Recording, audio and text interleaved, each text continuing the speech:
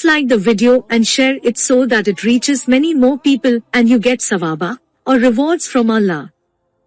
This could be a sawabe jariyah or continuous reward for you long after you are gone.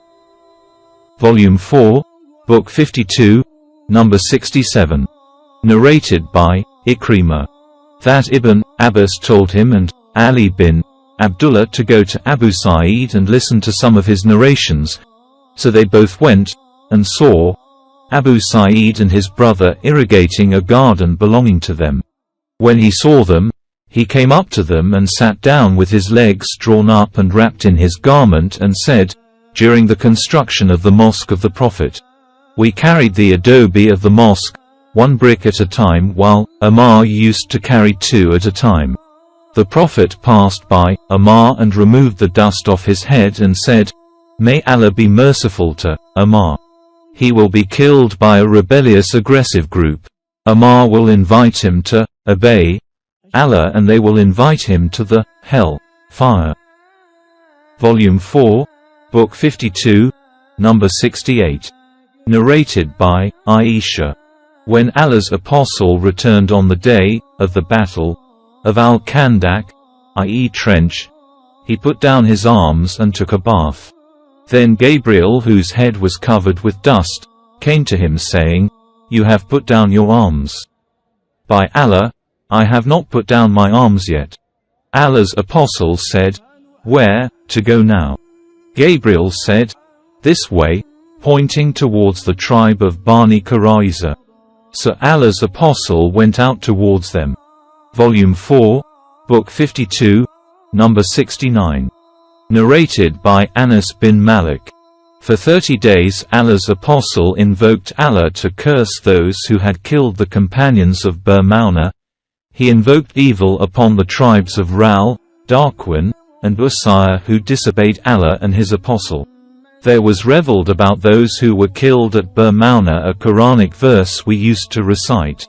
But it was cancelled later on. The verse was, inform our people that we have met our Lord. He is pleased with us and he has made us pleased. Volume 4, Book 52, Number 70. Narrated by Jabir bin Abdullah. Some people drank alcohol in the morning of the day of the battle of Uhud and were martyred on the same day. Sufyan was asked, were they martyred in the last part of the day? He replied, such information does not occur in the narration. Volume 4, Book 52, Number 71. Narrated by Jabir. My father's mutilated body was brought to the Prophet and was placed in front of him. I went to uncover his face but my companions forbade me. Then mourning cries of a lady were heard, and it was said that she was either the daughter or the sister of Amra. The Prophet said, why is she crying? Or said, do not cry, for the angels are still shading him with their wings. Al-Bukhari asked Sadka, a sub-narrator, does the narration include the expression, till he was lifted? The latter replied, Jabir may have said it. Volume 4, Book 52, Number 72. Narrated by Anas bin Malik. The Prophet said, nobody who enters paradise likes to go back to the world even if he got everything on the earth, except a mujahid who wishes to return to the world so that he may be martyred 10 times because of the dignity he receives from Allah. Narrated Al-Mughira bin Shu'bah. Our Prophet told us about the message of our Lord that, whoever amongst us is killed will go to paradise. Umar asked the Prophet, is it not true that our men who are killed will go to paradise and theirs, i.e. those of the pagans, will go to the hell fire? The Prophet said, yes. Volume 4, Book 52, Number 73. Narrated by Abdullah bin Abi Awfa. Allah's apostle said, know that paradise is under the shades of swords. Volume 4, Book 52, Number 74. Narrated by Abu Hurairah. Allah's apostle said, once Solomon, son of David said, by Allah, tonight I will have sexual intercourse with 100, or 99 women each of whom will give birth to a knight who will fight in Allah's cause. On that i.e. if Allah wills, but he did not say, Allah willing. Therefore only one of those women conceived and gave birth to a half-man. By him in whose hands Muhammad's life is, if he had said, Allah willing, he would have begotten sons, all of whom would have been knights striving in Allah's cause. Volume 4, Book 52, number 74. Narrated by Anas.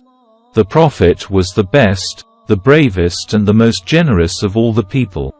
Once when the people of Medina got frightened, the Prophet rode a horse and went ahead of them and said, "We found this horse very fast."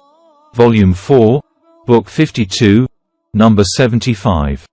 Narrated by Muhammad bin Jubair.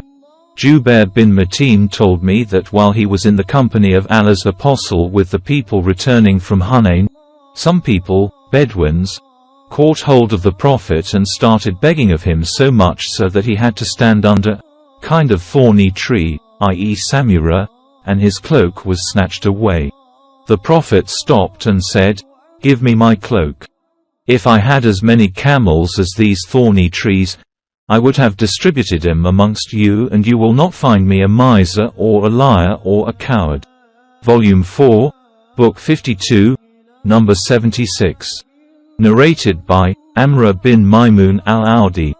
Sa'd used to teach his sons the following words as a teacher teaches his students the skill of writing, and used to say that Allah's apostle used to seek refuge with Allah from him, i.e. the evils, at the end of every prayer.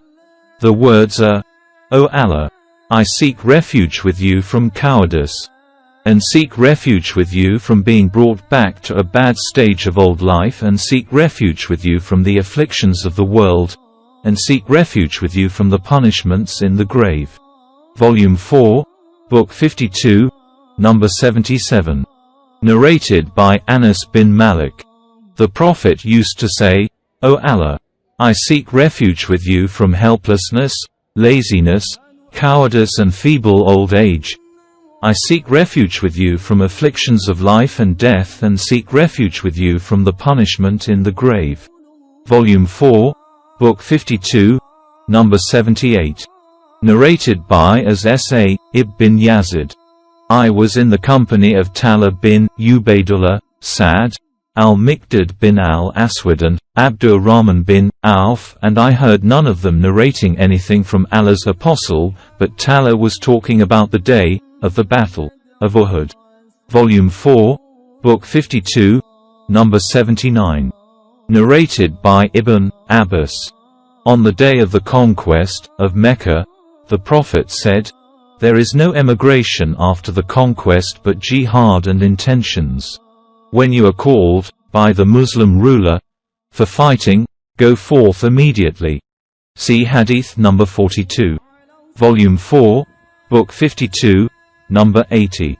Narrated by Abu Hurairah.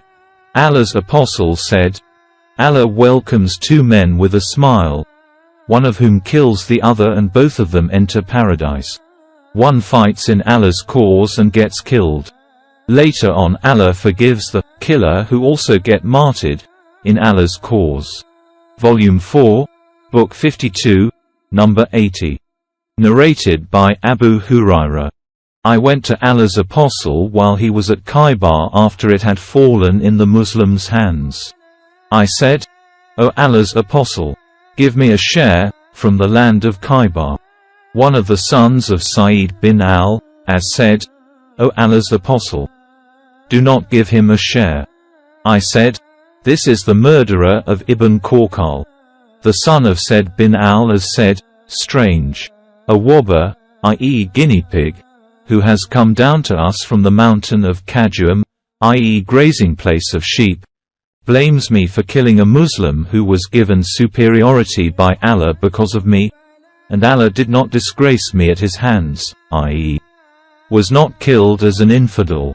The sub-narrator said, "I do not know whether the Prophet gave him a share or not." Volume 4, Book 52, number 81. Narrated by Anas bin Malik. In the lifetime of the Prophet, Abu Talha did not fast because of the jihad, but after the Prophet died I never saw him without fasting except on Eid al-Fitr and Eid al-Akala. Volume 4, Book 52, number 82. Narrated by Abu Hurairah. Allah's Apostle said, 5 are regarded as martyrs.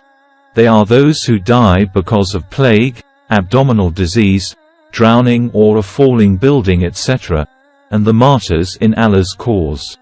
Volume 4, Book 52, number 83. Narrated by Anas bin Malik. The Prophet said, "Plague is the cause of martyrdom of every Muslim who dies because of it." Volume 4, Book 52, number 84. Narrated by Al-Bara. When the divine inspiration, those of the believers who sit at home, was revealed, the Prophet sent for Zayd bin Thabit, who came with a shoulder blade and wrote on it. Ibn Maktum complained about his blindness, and on that the following revelation came. Not equal are those believers who sit at home, except those who are disabled by injury, or are blind or lame etc., and those who strive hard and fight in the way of Allah with their wealth and lives. 4.95